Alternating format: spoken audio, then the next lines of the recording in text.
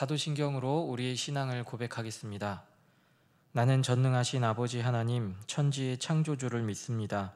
나는 그의 유일하신 아들, 우리 주 예수 그리스도를 믿습니다. 그는 성령으로 잉태되어 동정녀 마리아에게서 나시고 본디오 빌라도에게 고난을 받아 십자가에 못 박혀 죽으시고 장사된 지 사흘 만에 죽은 자 가운데서 다시 살아나셨으며 하늘에 오르시어 전능하신 아버지 하나님 우편에 앉아 계시다가 거기로부터 살아있는 자와 죽은 자를 심판하러 오십니다.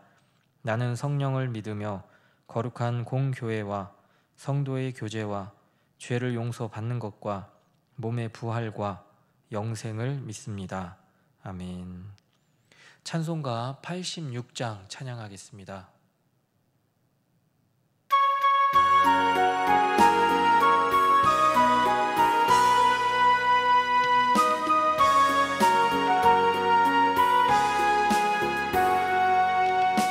내가 늘 의지하는 예수, 나의 상처 입은 심령을 불쌍하게 여기사 위로하여 주시니 미쁘신 나의 좋은 친구.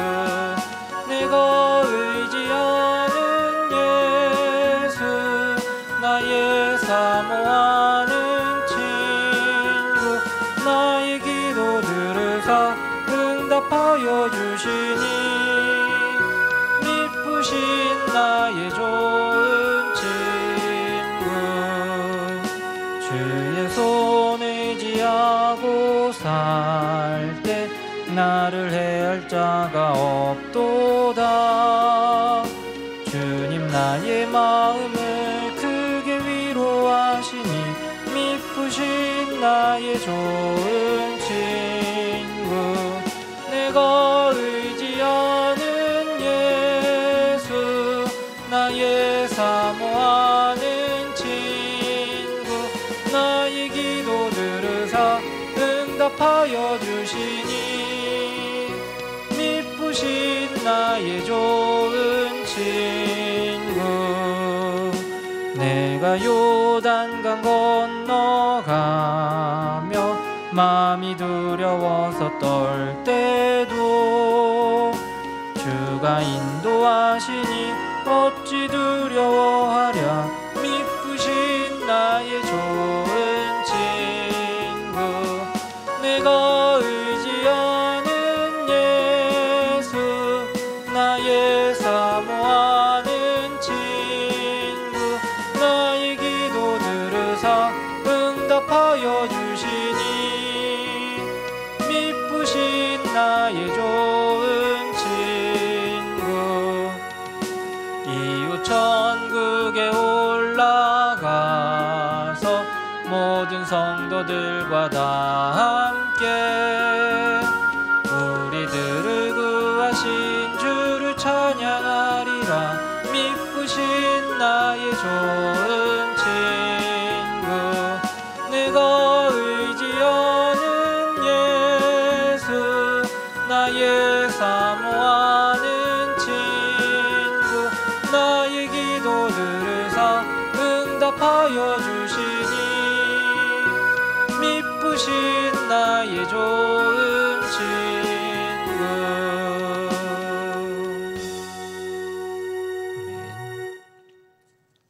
함께 볼 하나님 말씀은 베드로 후서 2장 15절 16절 2절의 말씀입니다. 베드로 후서 2장 15절 16절 말씀을 봉독하겠습니다. 그들이 바른 길을 떠나 미혹되어 부올의 아들 발람의 길을 따르는도다.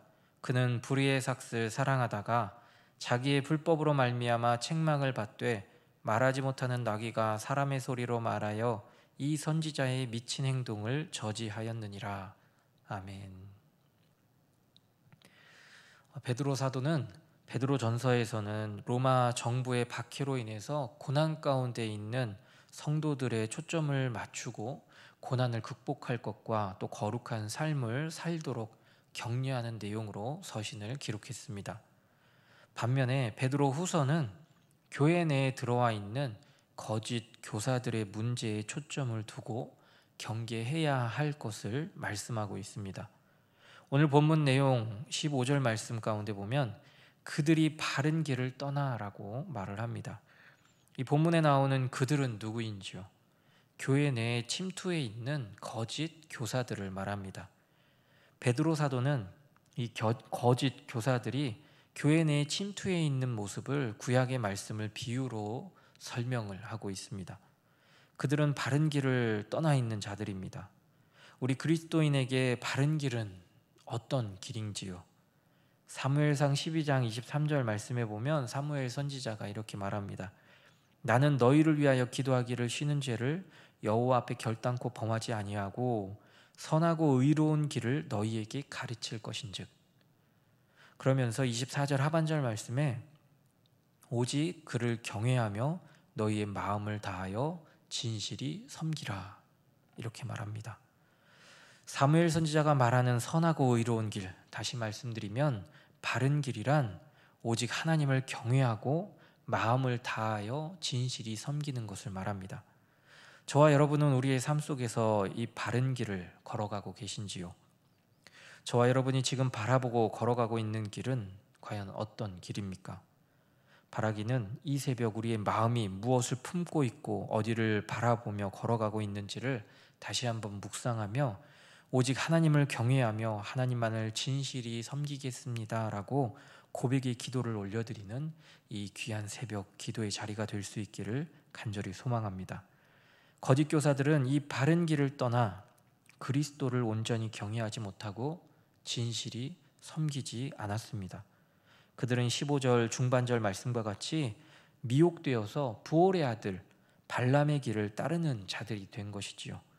왜 베드로 사도는 거짓 교사들이 바른 길을 떠나 발람의 길을 쫓는 자들이라는 표현으로 말을 했을까요? 그 이유가 바로 뒤에 말씀 구절에 나옵니다. 그들은 불의의 삭슬 사랑했기 때문입니다. 불의의 삭실한 탐욕과 탐심과 정욕을 말하지요. 민수기 25장 말씀에 보면 이스라엘 백성이 바알부올 앞에서 음행을 저지르는 사건이 기록되어 있습니다. 그런데 이스라엘을 이러한 범죄에 빠지게 만든 핵심 인물이 누구인지 민수기 31장 16절 말씀에 보면 그 인물이 바로 발람이라는 것을 알 수 있습니다. 이처럼 발람이라는 인물은 탐욕과 정욕으로 가득한 거짓 교사의 전형으로 불의의 삭슬 탐한 인물이었음을 베드로 사도는 말하고 있지요. 또한 불의의 삭슬 위에 하나님의 말씀을 어긴 채 발락이 보낸 고관들과 함께 이 발람이라는 거짓 선지자가 모압으로 가게 되는 장면이 또 나옵니다. 민수기 22장 말씀을 한번 천천히 읽어보시기 바랍니다. 이 발람이라는 사람은 결정을 내릴 때 자신이 원하는 대로 행동하려고 하지 않고 꼭 하나님 앞에 기도하겠다라고 말을 합니다. 민수기 22장 18절 말씀을 보면 발람이 발락의 신하들에게 이 발락이 그 집에 가득한 은과 금 또 명예까지도 주겠다라고 이야기를 하는 장면이 나오는데요. 그 장면 속에서 이 발람이라는 인물이 발락이 그 집에 가득한 은금을 내게 줄지라도 내가 능히 여호와 내 하나님의 말씀을 어겨 덜하거나 더하지 못하겠다라고 18절 말씀에 말하는 장면이 나옵니다. 이 모습이 합당한 그리스도인의 모습으로 보이기까지 합니다. 이처럼 발람이라는 사람은 자신이 하나님의 음성을 듣는 선지자처럼 행동을 하고 있지요. 만약 그가 그렇게 말했다면 그 이후에 나오는 말씀에는 어떤 내용들이 기록되어져 있어야 할까요? 그냥 그들을 돌려보내는 것이 하나님의 온전하신 뜻을 이루는 일이지 않겠는지요. 하지만 민수기 22장 19절 말씀을 보면 그런즉 이제 너희도 이 밤에 여기서 유숙하라. 여호와께서 내게 무슨 말씀을 더 하실는지 알아보리라. 이 말씀 구절의 의미가 무엇인지요? 이 발락이 제안한 은과 금, 존귀를 주겠다라는 말에 솔깃하여서 그들로 하여금 잠깐 기다릴 것을 말하고 있는 것입니다. 그러면서 하는 말이 무엇입니까? 여호와께서 내게 무슨 말씀을 더 하실는지 알아보리라. 하나님은 분명하게 발람을 통해 그들을 돌려보내고 이스라엘을 저주하지 말 것을 말씀하셨습니다.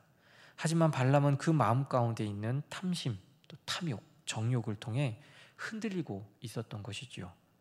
발람은 하나님의 명령 앞에 흔들리지 말았어야 합니다. 하지만 눈에 보이는 탐욕으로 인해 그는 발락에게로 나아가게 됩니다. 하나님 또한 발람이 그 완고한 마음을 가지고 그가 원하는 길을 그렇게 또 가게 만들어 주십니다. 하지만 그 길에서 발람이 만난 것은 칼을 들고 서 있는 하나님의 사자였습니다. 오늘 본문 16절 말씀을 보면 그 내용이 나오지요. 자기의 불법으로 말미암아 책망을 받되 말하지 못하는 나귀가 소리로 말하여 이 선지자의 미친 행동을 저지하였느니라.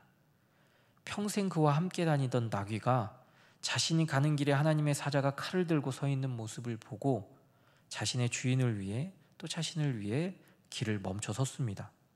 하지만 탐욕에 눈이 먼 발람은 하나님의 사자를 보지 못했지요.